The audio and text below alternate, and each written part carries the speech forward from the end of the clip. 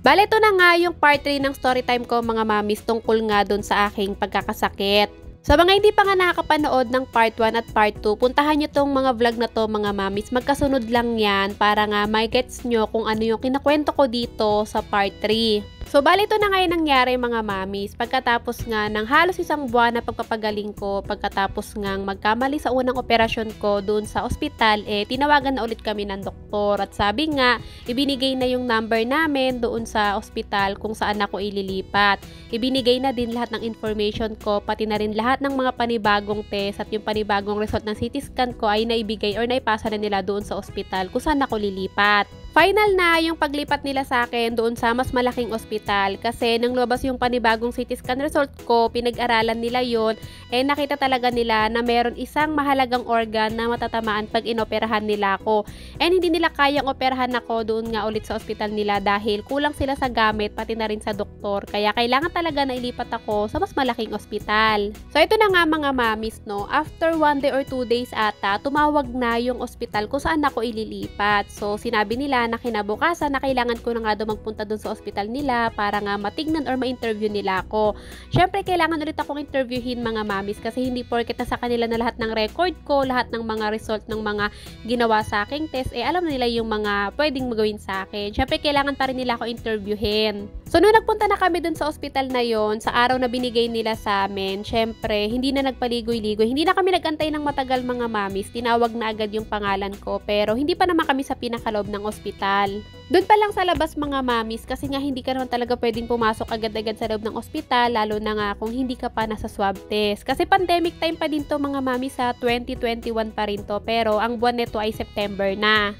So yun nga mga miss, pagkatawag nga sa akin nakaharap ko ang napakaraming doktor. By the way, ang may hawak na pala ng case ko ay surgery doctor pa din naman pero mga fellow doctors na. Tsaka iba-ibang doktor na yun mga mamis. May doktor sa utak, may doktor sa ugat, may doktor sa puso, may doktor sa kidney, may doktor sa kung saan-saan. Basta mga mamis, madaming doktor Tapos ayun na nga, pagkaharap ko sa mga doktor, syempre kinamusta nila ako and sagot ko naman ay okay lang naman. Then after nun mga mamis, pinahigangan nila ako sa kama kasi kahit sa labas ng ospital yun, may mga kama naman doon tapos may kortina naman. Tapos pagkapahiga nila sa akin doon, pinatanggal nila yung binder ko para nga makita yung tiyan ko. Siguro para makapa nila kung nasaan yung bukol, tsaka para nga makita yung tahi ko. So pagbukas ko mga mamis ng binder ko, pagtaas ko ng damit ko, feeling ko, naramdaman ko talaga na nagulat yung mga doktor. Actually mga mamis, hindi nga nagulat naramdaman ko na naawa sila sa akin. Alam ko naman mga mamis na pagdating sa mga ganyan, ang mga doktor, hindi talaga sila pwedeng ma-attach o hindi sila pwedeng magparamdam na naawa sila sa isang pasyente nila. Pero no mga time na yun mga mamis, nakita ko sa mga mukha nila na naawa sila sa akin, naawa sila sa itsura ng tiyan ko. Parang alam ko naman kasi na alam nila na nagkaroon ng pagkakamali sa unang operasyon ko dahil nagkaroon nga sila ng meeting doon sa ospital kung saan ako unang naoperahan. Pagkatapos nilang tignan yung tiyan ko mga mamis, ayun nga, umupo na ulit ako tapos kinausap nila ako. Actually, hindi ko na matandaan yung masyadong nangyari nung time na to kasi nung time na to, sinabihan nila ako na hindi nila ako i-dextrose sa kamay ko sakaling ma-admit ako. Ang dextrose ko sa leeg nila papadaanin. Nung time kasi na yun mga mamis, nagpanic attack ako. Talagang nawala na naman yung mga tao sa paligid ko. Umiyak na naman ako ng umiyak.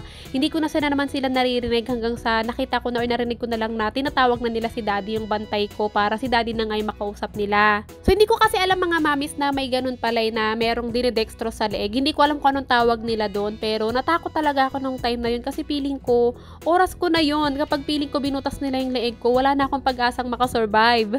So kay daddy na nila pinaliwanag lahat mga mamis kasi hindi na ako makausap no, nagpanic attack na ako and meron kasi nga akong depression and anxiety mga mamis bago ko malaman na may sakit ako. So pagkatapos yun explain kay daddy mga mamis yung mga gagawin sa akin, ako naman medyo kumalma na nun kaya nagawa na yung mga dapat gawin sa akin. Pero hindi pa naman ako na-admit nung araw na yun mga mamis, umuwi pa kami ni daddy tapos kinabukasan tinawagan ulit kami na kailangan ulit magpunta ng ospital. Tapos pagpunta namin sa ospital, sinabihan kami agad na kailangan ko nang ma-admit. Pero ang problema namin doon mga mamis kailangan ko munang ma-swab test. Pero hindi doon sa ospital na yon kasi kailangan daw yung swab test makuha agad yung result para nga ma-admit agad-agad ako. Sa ospital nila mga mamis, pag doon ako nagpa-swab test 3 days bago lumabas yung result or 2 days ata. So kaya hindi nila ako doon pinaswab test. Kailangan ko daw magpa-swab test sa private. Wala kaming kapera-pera nun mga mamis kasi gaya nung una, walang nakakaalam na nalipat na ako ng ospital at walang nakakaalam na i-admit na ako nung araw na yon kahit buong pamilya ko. Kasi ang plano ko na naman sana mga mamis, i-surprise na naman sila. Tapos syempre dahil inisip ko nga na sagot na lahat ng ospital, wala na kaming gagastusin, hindi na ako nagsabi. Kaya okay lang kahit wala kaming pera. Ang pera namin nung time na yun mga mamis ay 800 pesos lang. Tapos yung swab test na kailangan gawin sa akin sa labas, nagkakahalaga ata ng 3,500. Isa naman kami kukuha ng 3,500. Ayaw na kasi namin mga mamis abala ng mga kaibigan or kakilala para manghingi ulit ng tulong. Kasi sa totoo lang mga mami, sobrang hiyang-hiya na kami sa mga taong nakapaligid sa amin na gumagawa ng paraan para matulungan kami. Kaya hanggat maaari, ayaw na namin ni daddy na manghihingi ulit kami ng tulong. Kaya ang ginawa namin, kinausap namin yung doktor na baka pwedeng magpa-swab test na lang kami sa iba, yung merong discount. Kasi meron akong pinagkapa-swab testan mga mamis na kapag meron akong PhilHealth card, yung swab test ay 600 lang. Pero kasi ang sabi sa amin ng doktor, kailangan ko na daw ma-admit ng araw na yon. Kaya kailangan pag nagpa-swab test ako, makuha ko daw agad yung result. Walang-wala talaga kami ng mga mami. Sabi ko nga sa inyo, 800 lang yung dala naming pera. No? Syempre, pang budget pa namin kapag na-admit na ako. So, nakakatuwa dun mga mamis kasi yung doktor na kausap namin, sinabihan kami na wag na daw kami mag-alala kasi sagot na daw niya yung pang-paswab test ko. Bibigyan daw niya kami ng pera pang-paswab test para nga daw ma-admit na agad ako ng mga bandang gabi dun sa ospital na yon. So, dahil binigyan na nga ako ng doktor ng pang-paswab test ko, nakapag-paswab test na ako. Pero dahil bandang hapon pa lalabas yung result ng swab test, pinauwi muna kami para makapaghanda ng mga gamit na dadalhin ko kapag na-admit na ako ng gabi or bumalik na kami ng gabi doon sa ospital.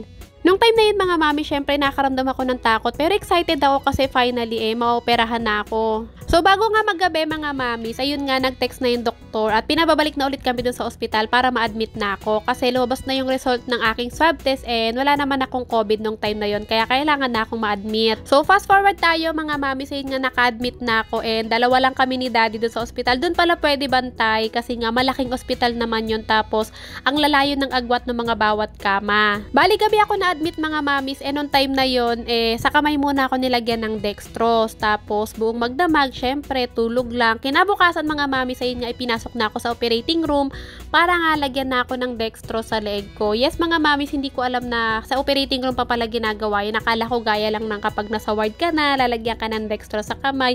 Hindi ganun mga mamis. Dahil nga sa leeg ako lalagyan ng dextrose, pinasok muna ako sa operating room. Pero sobrang saglit lang naman yun mga mamis. Parang 5 minutes lang ata akong nasa loob ng operating room. Pero sobrang sakit mga mamis. Kahit parang may anesthesia, naramdaman ko talaga yung sakit na pinasok nila sa leeg ko. Tapos talagang nararamdaman ko yung pinaka-dextrose na naroon na sa loob ng lalamunan ko. Tapos umiiyak na ako nun mga mamis kasi nga ang sakit. Kasi nga gising ako mga mamis nung tinutusok ako sa leeg para makapasok yung dextrose.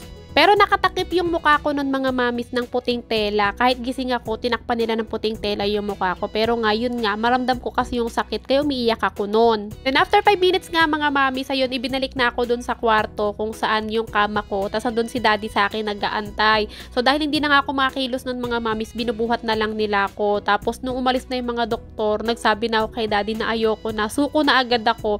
Sa leeg pa lang ako nilalagyan ng dextrose nun mga mamis. Pero naramdaman ko na agad na gusto ko nang sumuko kasi dun pa lang sobrang sakit na. Bale, ito nga mga mamis yung itsura ng leeg ko noon. Yung sinasabi ko sa inyong host or dextrose nga na inilagay sa leeg ko. Tapos kung napansin nyo, yung bilog na yun na puti, parang gatas yun mga mamis Dun din yung pinapadaan sa dextrose sa leeg ko. Tapos bukod dun, meron din akong iniinom pa na gatas. Kasi nga kailangan kong mag-gain ng weight para nga bago nila ako operahan may laman-laman ako. Kasi medyo bumagsak din yung katawan ko niyan mga mamis Syempre siguro dala na nga rin ng stress, hindi maiwasan kakaisip kung ano bang mangyayari sa akin. Hindi naman ako agad na operahan mga mamis pagkatapos kong ma-admit dito sa ospital na to at saka malagyan ng dextrose sa leeg.